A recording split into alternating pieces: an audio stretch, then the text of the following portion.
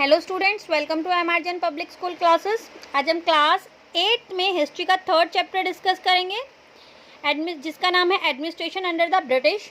हम already previous 2 chapters में intro देख चुके हैं। ब्रिटिशर्स किस तरीके से इंडिया में आए थे, इन्होंने ट्रेड स्टार्ट किया था, वो डिस्कस कर चुके हैं, पढ़ चुके हैं ऑलरेडी। अब हम यहाँ पे एडमिनिस्ट्रेशन वर्क देखेंगे। तो first of all we will discuss the time line, then we will discuss the dual system of government and then administrative reforms under the company, the civil administration under the company. First of all we will discuss the timeline. देखिए timeline में क्या है, 1765 से 72 तक जो time period था उसमें British government ने बंगाल में ड्यूल सिस्टम गवर्नमेंट को फॉलो कराया। देन रेगुलेटिंग एक्ट पास हुआ 1773 में। उसके बाद एक गवर्नर जनरल थे जिनके नाम से पिट्स इंडियन एक्ट पास किया गया था। Then charter act 1793। उसके बाद 18th सेंचुरी में charter act 1813, charter act 1833 and the last charter act 1853। ये चार्टर एक्ट्स हम इसमें पढ़ेंगे, जिसे कि हम बोल सकते हैं कि एडमिनिस्ट्रेटिव रिफॉर्म्स हुए थे कंपनी के अंडर, की रिफॉर्म्स चेंजेस होने स्टार्ट हो गए थे। तो हमारा फर्स्ट टॉपिक है ड्यूल सिस्टम ऑफ गवर्नमेंट। अब क्या था, हमने battle of Buxar and battle of Plassey already अपने प्रीवियस चैप्टर में डिस्कस कर चुके हैं। ये हम आगे भी इन्हें दोबारा से डिस्कस करेंगे।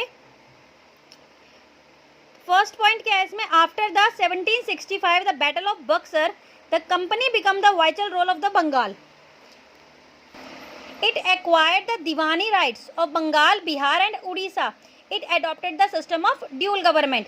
यानी कि इन्होंने क्या करा था, एक्वायर्ड कर ली थी दीवानी राइट्स एक्वायर्ड कर लिए थे। कहाँ पर, बंगाल, बिहार और उड़ीसा में, और अडॉप्ट कर लिया था यहाँ पर गवर्नमेंट का dual system. Then nawab become a puppet ruler. अब नवाब क्या बन चुके थे, ये पपेट रूलर बन चुके थे।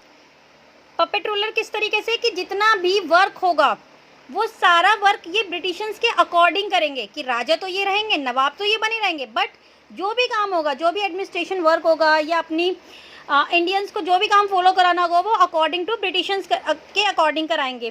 देन 1772 में Warren Hasting was the appointed as the governor of Bengal. 1772 में जो वॉरेन हेस्टिंग थे वो बंगाल के गवर्नर जनरल अपॉइंट हुए थे।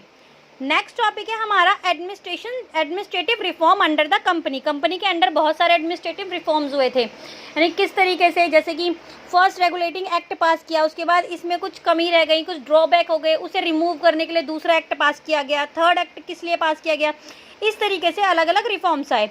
तो रेगुलेटिंग एक्ट पास हुआ 1773 में प्राइम मिनिस्टर लॉर्ड नॉर्थ, जिन्होंने इंट्रोड्यूस किया था बिल 1773 में, जिसे कि रेगुलेटिंग एक्ट के नाम से जाना जाता था। अब इसमें क्या था, मिलिट्री और सिविल एडमिनिस्ट्रेशन, इनके ऊपर डायरेक्ट कंट्रोल होगा, किसका, ब्रिटिश पार्लियामेंट का। और जो भी the revenue of company was to be checked in the parliament. जो भी रेवेन्यू कंपनी कलेक्ट करती है इंडिया से, वो रेवेन्यू भी चेक किया जाएगा ब्रिटिश पार्लियामेंट में। Then Warren Hasting governor of Bengal become the first governor general of British India. Supreme court establish हो गया था। Sir Elijah Impey was the appointed the chief justice of supreme court के chief justice थे।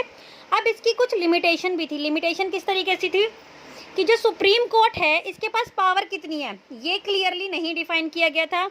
Governor general और councils के पास कितनी power है, ये क्लियरली डिफाइन नहीं था। और जो ये गवर्नर बने थे, इनका कंट्रोल बॉम्बे और मद्रास के ऊपर नहीं रहेगा, under the control of governor general.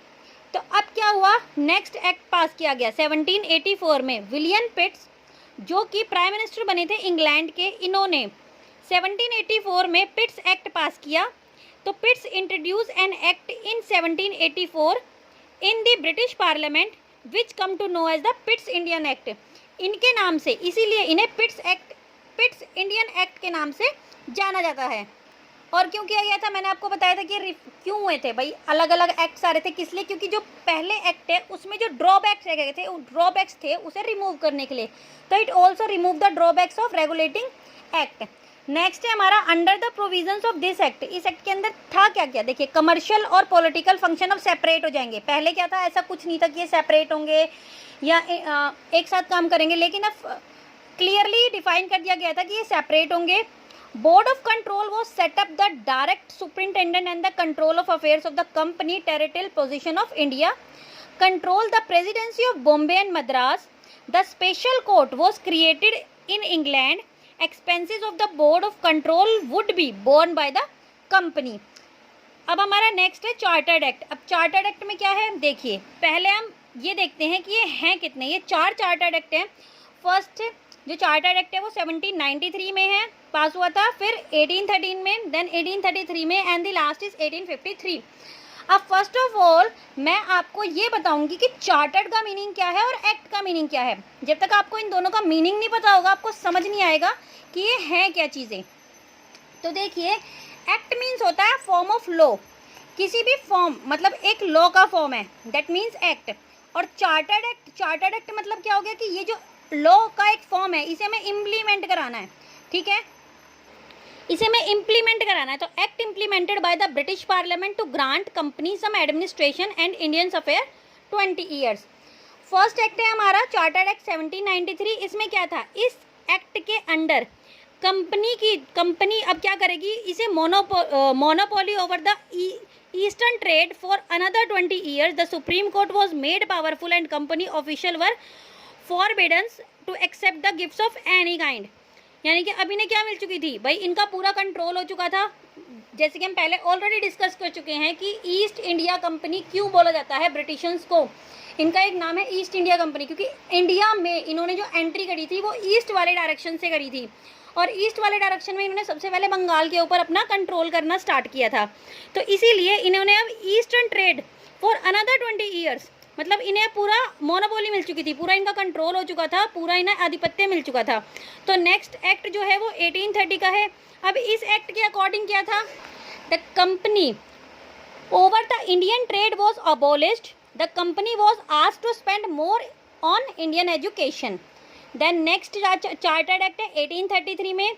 इसके अकॉर्डिंग क्या था, जो गवर्नर जनरल थे और जो काउंसिल्स थे इनके पास फुल पावर मिल चुकी थी. इनके पास फुल पावर थी किसके लिए, सिविल और मिलिट्री अफेयर्स के लिए. Then our last charter act is 1853. इसके अंडर कंपनी ने अब पूरे इंडिया के ऊपर अपना एडमिनिस्ट्रेशन एक्सटेंड करना स्टार्ट कर दिया था. Under the act the company administration extend all over the Indian empire. तो ये हमारे चैप्टर का फर्स्ट पार्ट है. जो बाकी बचा हुआ चैप्टर्स है वो हम सेकेंड पार्ट में पढ़ेंगे. Thank you.